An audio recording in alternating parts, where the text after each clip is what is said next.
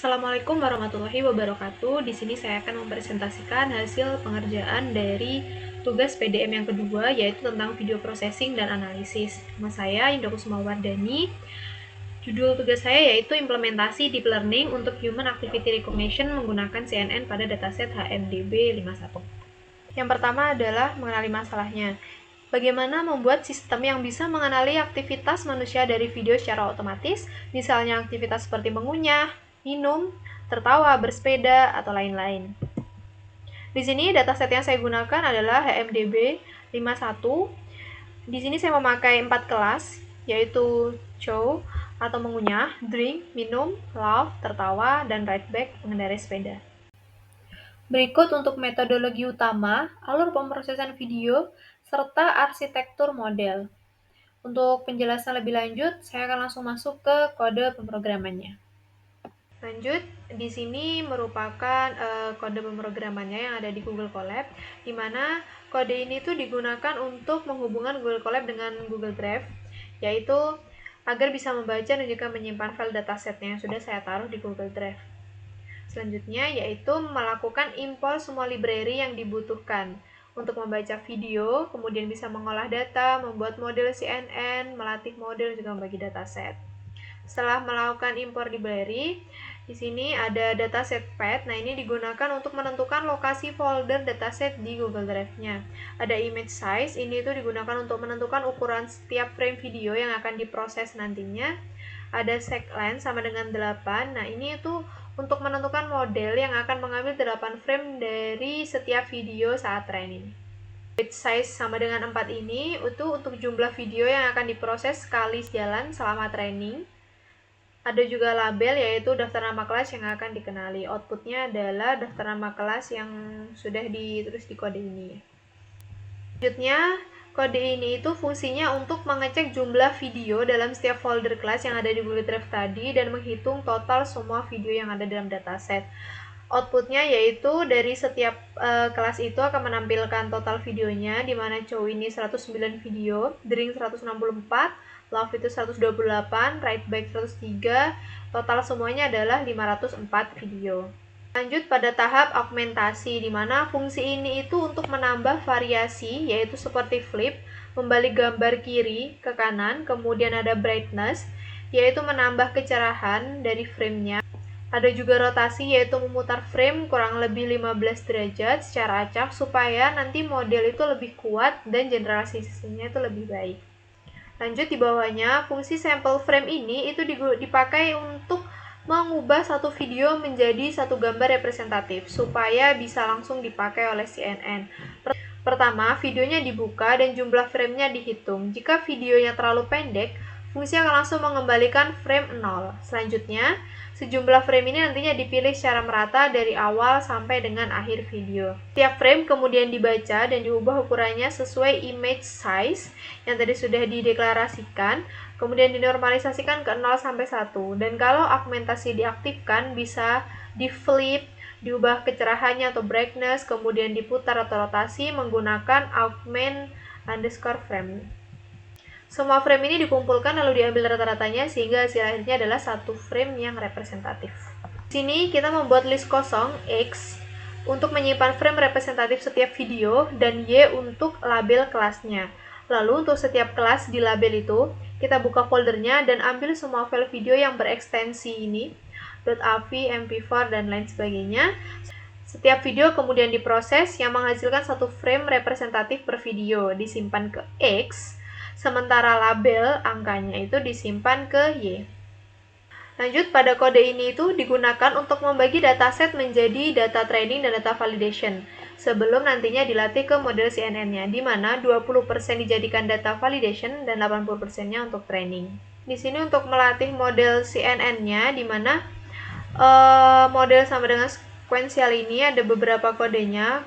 Conv2D ini itu digunakan untuk mengekstrak fitur dari gambar, misalnya tepi, bentuk, dan juga gerakan. Untuk batch normalization-nya ini untuk stabilkan dan mempercepat training. Max pooling 2D ini untuk mengecilkan ukuran fitur map dan menangkap fitur yang penting.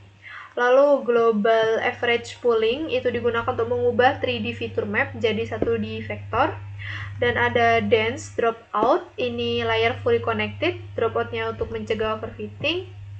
Kemudian ada model.compile, ini ada optimizer Adam untuk mengatur pembaruan bobot, ada loss categorical, ini untuk mengukur seberapa jauh prediksi model dari label sebenarnya pada klasifikasi multikelas. Lalu ada metrik akurasi, yaitu untuk memantau performa model selama training. Jadi pada kode ini, itu digunakan untuk membangun CNN 2D untuk klasifikasi video, setelah diubah menjadi frame representatif tadi, dan menyiapkan model untuk training. Ini untuk hasilnya. Pada kode ini itu untuk membuat callback untuk training CNN-nya. Jadi fungsinya itu untuk mengontrol proses training agar lebih efisien dan juga tidak overfitting.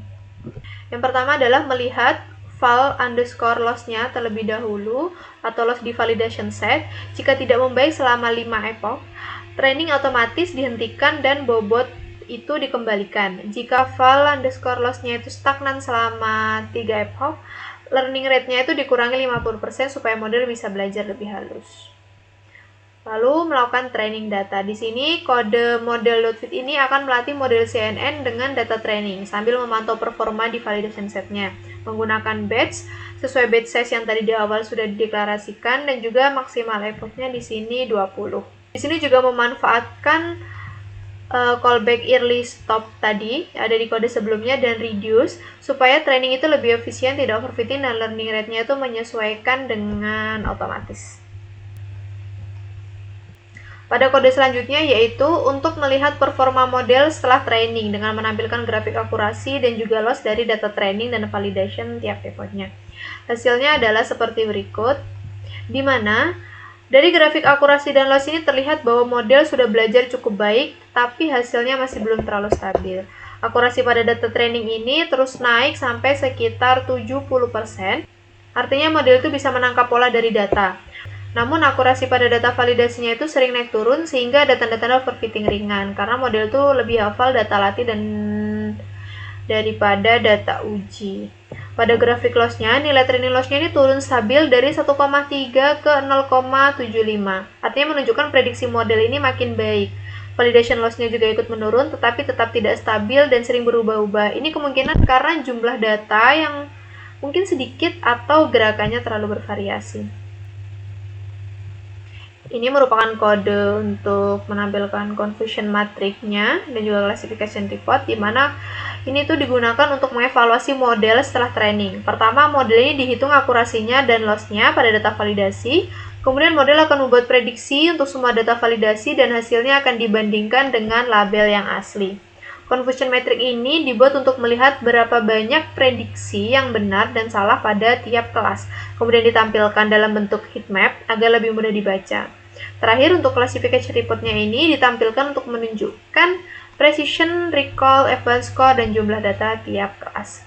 Hasilnya adalah sebagai berikut. Validasi akurasinya adalah 76,24% dan validation loss-nya 0,6. Artinya model sudah bisa mengklasifikasikan video dengan benar sekitar 76%, termasuk cukup bagus untuk dataset video yang kecil, dan nilai loss yang rendah menunjukkan prediksi model sudah lumayan stabil. Hasil confusion matrix-nya yaitu drink paling mudah dikenali model dengan 27 yang benar, sedangkan chow dan love ini lebih sering tertukar mungkin karena gerakan mulutnya itu mirip-mirip. Sedangkan ride bike ini sangat jelas dan mudah dikenali dengan 19 benar dan hanya 1 yang salah. Hasil classification report-nya adalah kelas drink ini menjadi yang paling kuat dengan precision dan recall yang tinggi, menunjukkan prediksi yang stabil. Untuk ride bike ini juga memiliki recall yang sangat tinggi, sehingga hampir semua sampel kelas ini berhasil dikenali. Sementara untuk chow dan love ini masih lemah, terutama pada recall, menandakan model sering gagal menangkap pola kedua aktivitas tersebut dan cenderung terjadi salah klasifikasi dengan kelas lain. Untuk selanjutnya yaitu melakukan penyimpanan model. Kode ini digunakan untuk menyimpan model yang sudah dilatih agar nantinya bisa dipakai lagi tanpa perlu training ulang.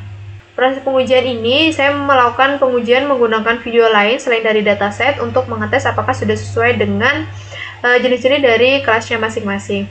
Kode ini digunakan untuk memprediksi aktivitas dalam video.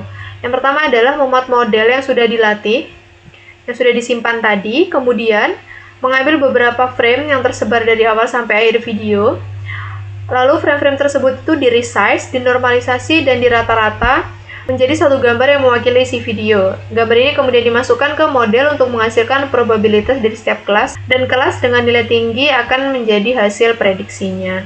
Berikut beberapa video dan hasil prediksinya.